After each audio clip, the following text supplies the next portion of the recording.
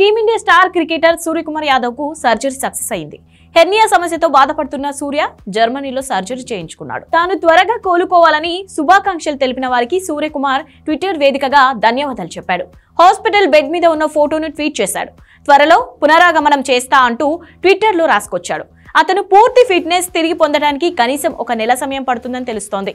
తద్వారా Indian premier league season 17 నాటికి పునరాగమనం చేసే అవకాశం ఉంది. అయితే NCAలో ఫిట్నెస్ టెస్ట్ పాస్ అవ్వాలి ఉంటుంది.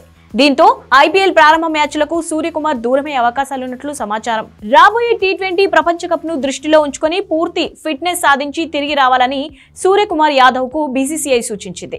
దీని ప్రకారం T20 ప్రపంచ కప్ కు కొద్ది రోజుల ముందు అతను మైదానంలో అడుగుపెట్టే అవకాశం ఉంది.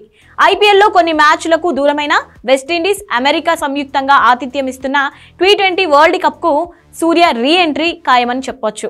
మిగిలిన ఫార్మెట్ల సంగతి ఎలా ఉన్నా T20లో సూర్య ఎలాంటి స్టారో ప్రత్యేకంగా చెప్పనక్కర్లేదు. T20లో నంబర్ 1 బ్యాటర్ గా ఉన్న సూర్య ఇప్పటి వరకు 57 ఇన్నింగ్స్ లో ఆడి 171.55 స్ట్రైట్ రైట్స్ తో 2141 పరుగులు చేశాడు.